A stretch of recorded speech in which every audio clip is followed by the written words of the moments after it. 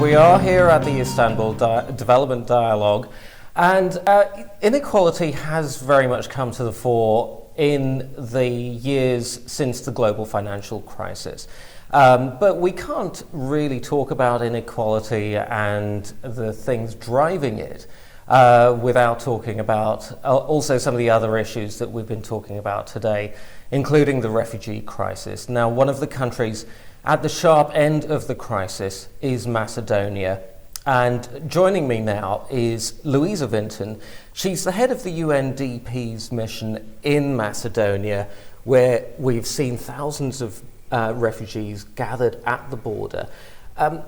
Ms. Vinton, tell us, from the UNDP's point of view, what are you advising the Macedonian government to do at this time? Well, we've been working with the government now for almost a year in dealing with this issue. And in the course of last year, over 900,000 people crossed Macedonia on the way to more prosperous locations in Northern Europe. Our advice has always been to respect the human rights of all people in transit, whether they're so-called economic migrants, whether they're refugees, and to provide the basics of humanitarian care and support. And that means addressing the vulnerable groups among those. So they're often women who've suffered violence and abuse along the way. They're often children. And we see now the share of women and children is almost 60% of those on the move. We have almost 2,000 people crossing the border every day.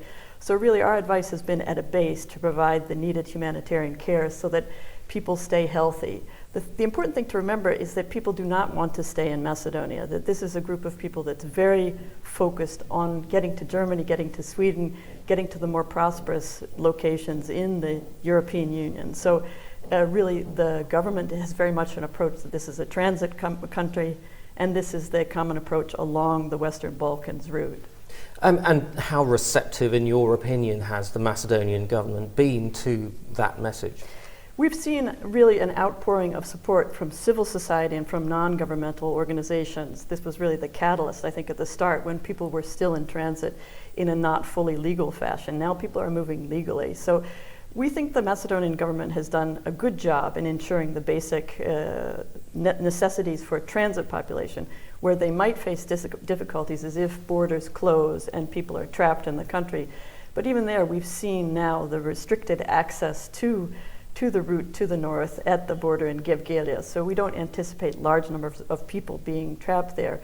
The solution is more that we see that Macedonia needs to work with other European countries to find legal pathways for the hundreds of thousands of people who are now in Turkey, in Greece, all along the route, seeking a safer place to live. And that doesn't mean everyone needs to be concentrated in Germany, but to find solutions that share the burden across Europe and across the world.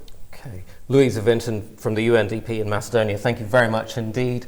And we'll be getting back to the issue of migration and the links with inequality a little bit later on today.